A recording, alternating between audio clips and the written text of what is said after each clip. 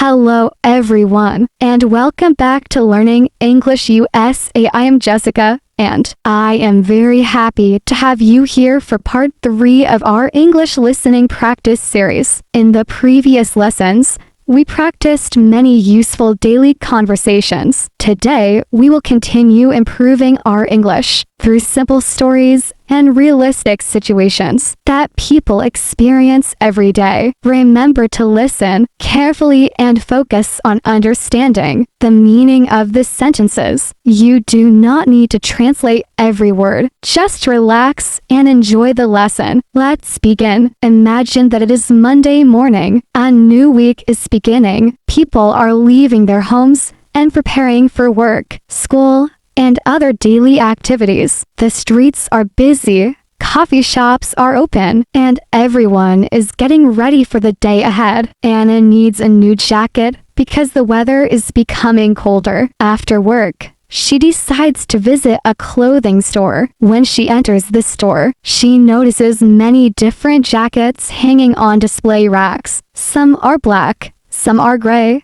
and others are colorful. She begins looking around carefully. After a few minutes, a store employee approaches her and offers assistance. Anna explains that she is looking for a jacket that is comfortable, warm, and suitable for everyday use. The employee shows her several options and helps her find the correct size. Anna chooses a blue jacket and tries it on. She looks at herself in the mirror and smiles because it fits perfectly. The employee tells her that the jacket looks great. Anna feels confident and decides to buy it. Shopping for clothes is a common activity, and conversations like these help learners become familiar with vocabulary related to sizes, colors, prices, and personal preferences. Now let's continue. David loves reading books. Reading helps him relax after a busy day and allows him to learn new things. One afternoon,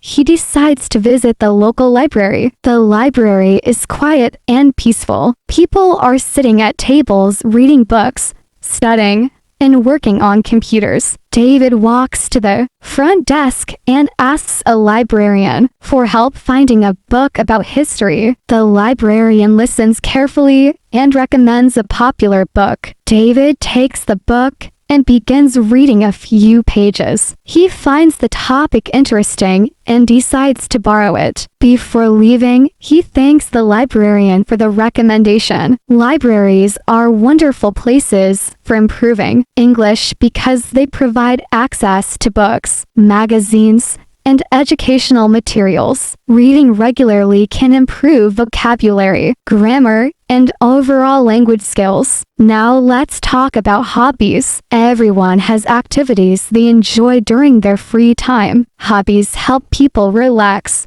reduce stress, and express creativity. During lunch one day, Michael and Sarah begin talking about their hobbies. Sarah explains that she enjoys painting. She started painting several years ago and now spends many weekends creating artwork. Painting helps her relax and express her imagination. Michael thinks that sounds interesting. He explains that his favorite hobby is photography. Whenever he travels or visits a beautiful place, he enjoys taking pictures. He especially likes photographing nature, including mountains, rivers, flowers, and wildlife. Sarah says she would love to see some of his photographs someday. Michael promises to share them. Conversations about hobbies are common because people enjoy talking about the things they love. Now, imagine two friends discussing their dreams and future goals. Emily and James are sitting in a park on a pleasant afternoon. The weather is perfect, and children are playing nearby. As they sit together,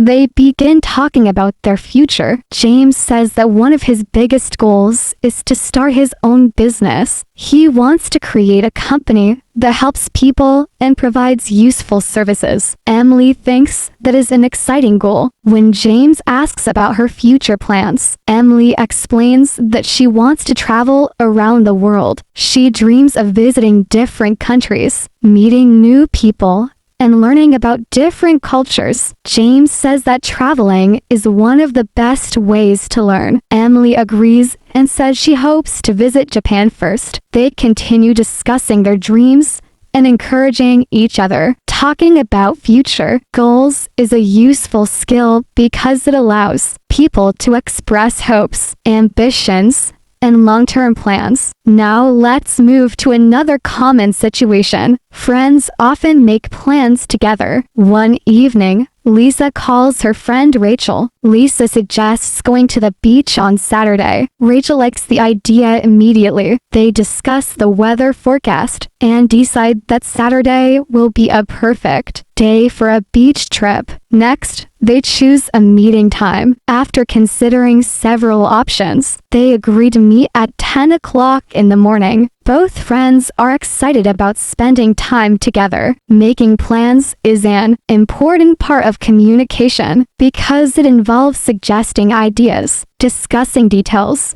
and reaching agreements. Now, let's imagine another everyday situation. John is walking through a park after work. As he walks, he notices an elderly man sitting alone on a bench. The man looks a little confused. John approaches politely and asks if everything is okay. The man explains that he is looking for a nearby bus stop, but cannot remember the exact location. John knows the area well and provides clear directions. The man thanks him for his kindness. John smiles and wishes him a pleasant evening. Helping others is an important part of daily life, and simple conversations can make a big difference. Now let's talk about learning English. Many students ask how they can improve their English faster. The answer is surprisingly simple. Practice consistently. Listen every day. Read every day. Speak whenever possible. Even 10 or 15 minutes of daily practice can lead to significant improvement over time. Imagine listening to English every morning before starting your day. At first,